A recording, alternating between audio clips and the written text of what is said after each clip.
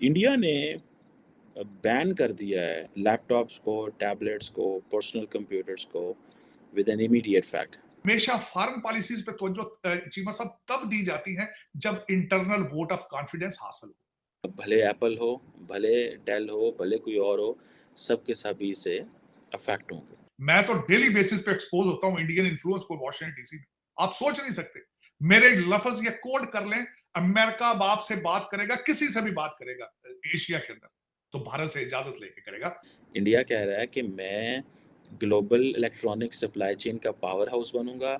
ये 300 अरब डॉलर की मार्केट है और हम यहाँ से मैन्युफैक्चर करके दुनिया को भेजेंगे। वो तो अमेरिका को लिफ्ट नहीं कराते। अमेरिका उनको कहता है कि यूक्रेन पे भारत साथ दो, कहते चलो भागो इधर से। तो ये वो इंडिया नहीं है, ये वाकई चूंटी और हाथी का मुकाबला। इंडिया जो है वो आइंदा 2026 तक ये कोई तकरीबन 300 बिलियन डॉलर की मार्केट होगी। जो ग्लोबल इलेक्ट्रॉनिक्स या जो सप्लाई चेन है, इंडिया उसका पावर हाउस बनने जा रहा है। हमें हमें ये साबित करना पड़ेगा कि हमारी पॉलिसी चेंज हो गई है। हमें ये साबित करना होगा कि हमें आपके अंदर हम कोई आतंकवाद अब नहीं करवाना चाहते, हम कोई पठानकोट या पुलवामा और इस तरह की चीजों में हम बिल्कुल साथ नहीं देना चाहते। हमें ये यकीन दिलाना होगा उन्हें। हमें कुछ नहीं मिला उनके मुल्कों में इस तरह की हरकतें, पठानकोट, पुलवामा और ये इस तरह की मुंबई अटैक, कुछ नहीं मिला हमें। इतना सा फायदा नहीं हुआ, सिर्फ उसके नतीजे में हमारे साथ बुरा ही हुआ, दुनिया से गाली पड़ी है। दोस्तों, आज भारत सरकार ने चाइना के खिलाफ बहुत बड़ा कदम उठाया है। भारत सरकार ने चाइना से इंपोर्ट हो रहे लैपटॉप, टैबलेट और कंप्यूटर पर बैन लगा दिया है। इससे आत्मनिर्भर भारत को बहुत बड़ा बूस्ट मिलेगा। पिछले कुछ सालों से देखा जा रहा है कि भारतीय लोग चाइना के इलेक्ट्रॉनिक्स आइटम को बहुत ही बड़ी मात्रा में खरीद रहे थे, जिसकी कीमत बिलियंस ऑफ डॉलर की होती है। और अब इसे रोकने के लिए भारतीय सरकार ने एक बहुत ही महत्वपूर्ण कदम उठाया है। अब भारतीय कंपनी भी धीरे धीरे लैपटॉप और कंप्यूटर बनाने में सक्षम हो रही है। इसी साल रिलायंस ने जियो बुक निकाला है। वहीं दूसरी भारतीय कंपनी डिक्सन टेक्नोलॉजी ने गुड़गांव में एसर के लैपटॉप मैन्युफैक्चरिंग का बहुत बड़ा प्लांट लगाया है, जिससे इस बैन का भारत में कोई नेगेटिव इफेक्ट नहीं पड़ेगा। बल्कि इस बैन की वजह से भारतीय कंपनियां जो कंप्यूटर और लैपटॉप बना रही है, वो बड़ी आसानी से भारत में अपने कंप्यूटर बेच पाएगी, जिससे भारत का पैसा भारत में ही रहेगा और आत्मनिर्भर भारत को बहुत बड़ा बूस्ट मिलेगा। इंडिया ने बैन कर दिया है लैपटॉप्स को, टैबलेट्स को, पर्सनल कंप्यूटर्स को विद एन इमीडिएट फैक्ट। और उन्होंने कहा है जी कि लाइसेंसिंग रिक्वायरमेंट चाहिए होगी फॉर द इम्पोर्ट। अब इससे ये हो सकता है कि होगा ऑब्वियसली कि भले एप्पल हो, डेल हो, सैमसंग हो, जो चाइना से इतनी ज़्यादा इनके लैपटॉप्स आते हैं, वो सारे के सारे अफेक्ट हो सकते हैं। मल्टीपल फैक्टर्स है। पहला फैक्टर जैसे मैंने कहा, make in India, internal manufacturing को सपोर्ट करो, लोकल मैन्युफैक्चरिंग को सपोर्ट करो। लेकिन इंडिया इतना बड़ा है कि आप वो जो लोकल मैन्युफैक्चरिंग है वो प्रोसेसेस, मतलब वो बड़ा मुश्किल काम होगा। एक ये फैक्टर है। लेकिन मुझे लग रहा है कि इसकी और वजूहात भी हैं, और वो ये है, ये कहा जाता है कि जो इंडिया की जो इलेक्ट्रॉनिक इंपोर्ट है, जिसमें लैपटॉप्स, टैबलेट, पर्सनल कंप्यूटर्स हैं, वो तकरीबन 20 अरब डॉलर की है। ठीक है जी। और तो ये आप इसे इमेजिन करें कि ये कितनी ज़्यादा इम्पोर्ट है। और अब आप ये आप कह सकते हैं कि एक तरफ भले एप्पल हो, भले डेल हो, भले कोई और हो, सब के सभी से अफेक्ट होंगे। मैं देख रहा था कि जो इंटरनेशनली जो ममालिक हैं, उनकी जो नेशनल सिक्योरिटी की डेफिनेशंस बदल रही हैं। फॉर एग्ज़ाम्पल अमेरिका के अंदर जिसे वो कहते हैं ना कि वो परेशान है कि भाई हम किन किन चीज़ों की वजह से डिपेंडेंट हैं दुनिया के ऊपर। और at the same time India क्या सोच रहा है कि ऐसा क्या इंडिया के अंदर आ रहा है जिससे इंडियन नेशनल सिक्योरिटी कम्प्रोमाइज़ हो सकती है। जो डिक्सन एक टेक्नोलॉजीज़ है, वो इंडिया के अंदर सुनने में आ रहा है उसका शेयर इससे बढ़ेगा। वो जो मैन्युफैक्चरिंग है, मेक इन इंडिया है, वो उसको सपोर्ट मिलेगी। लेकिन at the same time international जो ज़ाहिर बात है कम्युनिटी है, वो क्वेश्चन मार्क लगाएगी। सुनने में आ रहा है कि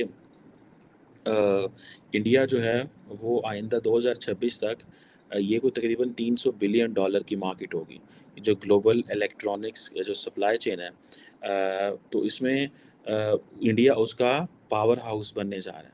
इंडिया कह रहा है कि मैं ग्लोबल इलेक्ट्रॉनिक सप्लाई चेन का पावर हाउस बनूंगा। ये 300 अरब डॉलर की मार्केट है और हम यहाँ से मैन्युफैक्चर करके दुनिया को बेचेंगे। और बाकी ममालिक ने इसके ऊपर टैक्सेस लगाए हुए हैं, इंडिया भी ज़ाहिर बात है टैक्सेस लगाता है। इसीलिए जो है वो मोदी साहब ये कहते हैं कि हम इंडिया जो है वो चिप मैन्युफैक्चरिंग का रिलायबल पार्टनर बनना चाहता है।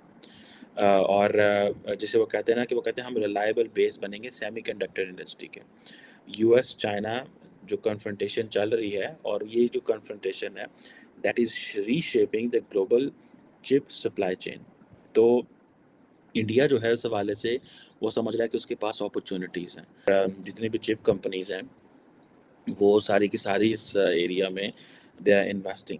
सो ये जो पिछले साल वो कह रहे हैं कि हम दुनिया को कह रहे थे आए इन्वेस्ट करें, आज दुनिया हमारे पास ऑलरेडी इन्वेस्ट करने जा रही है। सो अभी पिछली एक दो साल पहले जब आपको याद होगा कि इंडिया ने कहा था कि वो 10 अरब डॉलर जो हैं वो इस सेमीकंडक्टर एंड लिक्विड क्रिस्टल जो ये जो सेक्टर्स है इसमें ये पैसा लगाएंगे। सो अब आप इमेजिन करें, इस पर हमने बात भी की थी वैसे, कि अगर 10 अरब डॉलर इंडिया ऑलमोस्ट इस पर लगाता है तो ये बहुत बड़ी मार्केट है। सो जैसे मैं आपको पहले कह रहा था कि ये 300 अरब डॉलर की मार्केट है and India wants it's due share.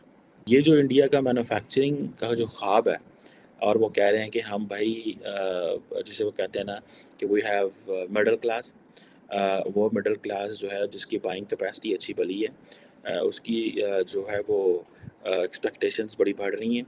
6% पे हम लोग ग्रो कर रहे हैं। सो हमें अपनी जो डिपेंडेंस है वो चाइना के ऊपर या दुनिया की बाकी मार्केट्स के ऊपर कम करके अपनी मार्केट्स को अपने आप को उठाना है। तो भारत के साथ इनका रिलेशनशिप, ये भारत के साथ इनके डिप्लोमेटिक या ये उनके कदमों में पड़े हैं, ये उनके कदमों में पड़े हैं इस वक्त अमेरिकन। आपसे ये बात खुद भी अगर करेंगे अमेरिकन तो भारत से इजाजत लेके करेंगे, ये इतने कमजोर हो चुके हैं। अब मैं उसकी वजह बताता हूं। कल परसों मैंने खबर यहां पड़ी है कि अजय बंगा साहब ने world bank is becoming an Indian bank, उन्होंने क्या किया, आते ही सारे 5-6 जो ऊपर सारे रिप्लेस करके अपने भारतीय निजात उन्हें रख लिया। उसमें आईएमएफ के अंदर ग्रिप इनकी भारतीय। आपको आईएमएफ कर्जा देता है तो इनसे पूछ के देता है भारतीय आपके जो लोग हैं। इस वक्त 300 पॉलिसी रिलेटेड अपॉइंटमेंट्स हैं व्हाइट हाउस की। तो आपका क्या ख्याल है कि ये कह सकते हैं आपको कि आप क्या हम बात कराते हैं? कैमला हैरिस है, कैमला हैरिस को छोड़ दें। मैं तो वाशिंगटन डीसी में बैठा हूं चीमा साहब, मैं तो डेली बेसिस पे एक्सपोज होता हूं इंडियन इन्फ्लुएंस को वाशिंगटन डीसी में। आप सोच नहीं सकते, मेरे लफ्ज ये कोड कर लें, अमेरिका बाप से बात करेगा, किसी से भी बात करेगा एशिया के अंदर तो भारत से इजाजत लेके करेगा। उनको बता के नहीं, इजाजत डिफरेंस है। किसी को बताना कि मैं बात करने लगा हूं और किसी से कहना कि can I talk to them, ये सिचुएशन। और इस सर्कमस्टांसेस में आप कहां हैं? आप तो खैर, मैं सबसे बड़ी बात यह है कि आप पाकिस्तान के अंदर ही सीरियस नहीं है, बाहर आपने क्या करना है?